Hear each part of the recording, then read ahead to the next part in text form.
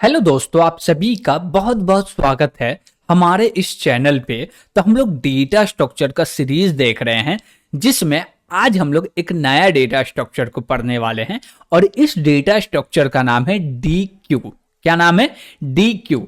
और ये जो वर्जन है, यानी कि हम लोग बोल सकते हैं एक जो मेरा क्यू डेटा स्ट्रक्चर है उसी का दूसरा वेरिएशन है D Q data structure. Got it? तो चलिए हम लोग देखते हैं कि आज का हमारा एजेंडा क्या है और कौन सारे टॉपिक है जिनको पढ़ना। तो हम लोग देखेंगे क्यू के वेरिएशन, फिर देखेंगे डी क्यू, फिर इसके ऊपर ऑपरेशन और इसको इम्प्लीमेंट करने के तरीके। Got it? तो सबसे पहले हम लोग क्यू डेटा स्ट्रक्चर को समझते हैं। तो क्यू डेटा स्ट्रक्चर सिंपल सा है। वो बोलता है क्या, हम एक ऑर्डर्ड लिस्ट है जिसमें एक एंड पे इंसर्शन होता, दूसरे एंड पे डिलीशन होता। जिस एंड पे इंसर्शन होता उसको बोलते हैं बैक या रियर, और जिस एंड पे डिलीशन होता है उसको बोलते हैं फ्रंट। तो क्यू डेटा स्ट्रक्चर क्या बोलता है कि हमारे पास दो एंड है, एक एंड पे डेटा इंसर्ट होगा, दूसरे एंड पे डेटा डिलीट होगा। Got it? और इसका वर्किंग प्रिंसिपल क्या है? First in first out. और इसको और भी अच्छे से डिटेल्स में पढ़ चुके हैं, तो और भी समझना तो पीछे जाके समझ सकते हैं प्रीवियस लेक्चर को। Got it? तो अभी हम लोग देख रहे हैं वेरिएशन ऑफ क्यू, यानी कि क्यू के कितने वेरिएशन हो सकते हैं। तो वेरिएशन तो बहुत हो सकते हैं। जैसे कि हम लोग बोले क्या कि एक क्यू डेटा स्ट्रक्चर बनाओ और उसमें बोलो क्या कि जो इंसर्शन है उस पर प्रतिबंध लगा दो। यानी कि हम लोग इंसर्शन पे प्रतिबंध लगा के बोले क्या कि जो इंसर्शन होगा ना उसको एक ही तरफ से करेंगे, यानी कि बैक या रियर से करेंगे। Got it? डिलीशन दोनों तरफ से हो रहा, रियर से भी हो रहा और फ्रंट से भी हो रहा, लेकिन सॉरी डिलीशन किधर से हो रहा? दोनों तरफ से। लेकिन इंसर्शन एक ही तरफ से हो रहा, तो हम लोग प्रतिबंध लगा दिए इंसर्शन पे। उसी प्रकार से दूसरा क्यू में क्या बोल रहे हैं कि अब हम लोग डिलीशन पे प्रतिबंध लगा दिए, यानी कि इंसर्शन तो दोनों साइड से होगा लेकिन डिलीशन एक ही साइड से होगा। तो ये भी हम लोग बोल सकते हैं कि ये क्यू का एग्जाम्पल है। ओके, यानी कि क्यू का वेरिएशन है। अब हम लोग देख रहे हैं डेक डेटा स्ट्रक्चर, यानी कि डी क्यू। आप डेक बोले या डी क्यू बोले, दोनों का मतलब सेम ही होता, और जिसको जो पढ़ने में अच्छा लगे पढ़ सकते, नो प्रॉब्लम। ओके, ठीक है। डी क्यू जो डेटा स्ट्रक्चर है ये दूसरा वर्जन है किसका? क्यू डेटा स्ट्रक्चर का। इस डेटा स्ट्रक्चर में होता क्या है कि बोथ एंड पे, यानी कि दोनों ही एंड पे आप इंसर्शन और डिलीशन दोनों ही परफॉर्म कर सकते हैं। दैट मीन्स हम बोले क्या कि जिधर से आप डेटा खाली रख रहे थे उधर से डिलीट भी कर सकते हैं, जिधर से खाली डेटा डिलीट कर रहे थे उधर से डेटा रख भी सकते हैं। इसका मतलब ये हुआ कि जो मेरा बैक है उधर से डेटा को इंसर्ट भी कर सकते हैं और डिलीट भी कर सकते हैं। जो मेरा फ्रंट हुआ उधर से डेटा डिलीट भी कर सकते हैं और इंसर्ट भी कर सकते हैं। इसी को बोलते हैं डी क्यू, जो कि ये बोलता है कि दोनों तरफ से डेटा को इंसर्ट भी कर सकते हैं और डिलीट भी कर सकते हैं। तो डी क्यू क्या है? ये दूसरा वर्जन है क्यू का, जिसमें दोनों ही एंड पे इंसर्शन और डिलीशन को परफॉर्म किया जाता। दैट इज डी क्यू या डेक, दोनों ही सेम है। ओके, अब इस पे क्या क्या ऑपरेशन हो सकते हैं? तो अब दोनों तरफ से हो सकते हैं, तो दोनों ही तरफ के डेटा में इंसर्ट करने के लिए मेथड बनाना पड़ेगा।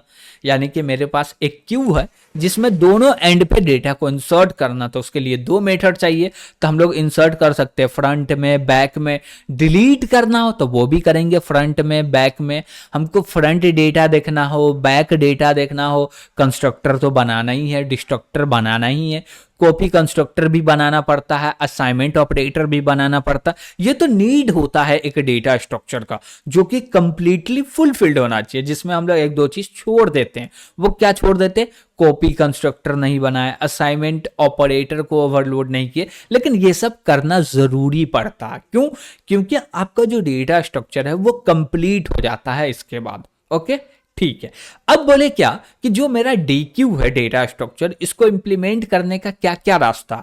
तो हम बोलेंगे वही तीन रास्ता है। एक एरे की मदद से आप इसको इंप्लीमेंट कर सकते हैं, दूसरा डायनामिक एरे की मदद से, और तीसरा लिंक लिस्ट के मदद से। अब देखिए यहां पे कोई स्पेसिफाई नहीं किया गया है कि कौन सा लिंक लिस्ट। Got it. यहाँ पे ओनली लिंक लिस्ट बोला जा रहा है, और जब कहीं पे लिंक लिस्ट बोला जा रहा है तो वहां पे सोचिएगा कि जो मेरा चारों लिंक लिस्ट डेटा स्ट्रक्चर है उसमें से कोई भी यूज कर लेंगे, लेकिन बेहतर वो होता है कि जो परफेक्ट सटीक बैठता है कि यहाँ पे होना कौन सा चाहिए डेटा स्ट्रक्चर और हम लोग कौन सा को ले रहे हैं।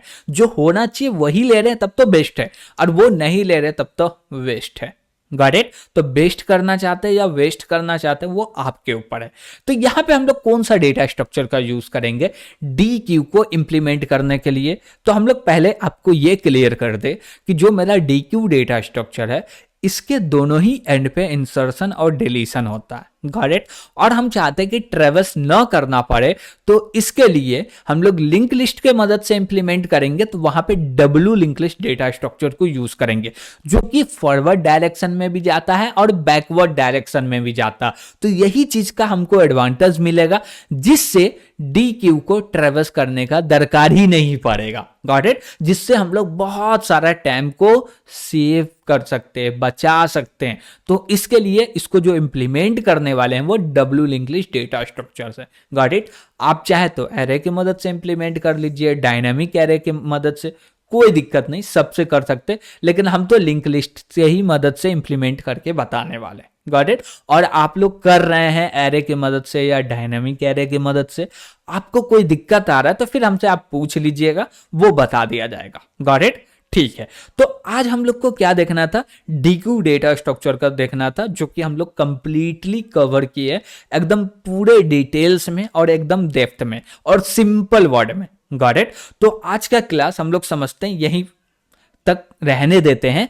तो यहां तक आप लोग आ गए होंगे तो भैया जो मेरा चैनल है इसको सब्सक्राइब जरूर कीजिएगा, और अपने दोस्तों के साथ भी इस वीडियो को शेयर कीजिएगा, चैनल को शेयर कीजिएगा, और लाइक जरूर कीजिएगा वीडियो को, और ज्यादा से ज्यादा अपने दोस्तों को शेयर कीजिएगा चैनल को, ताकि वो लोग भी पढ़ना स्टार्ट कर दें। Got it. तो आज के लिए इतना ही रहने देते हैं। Thank you.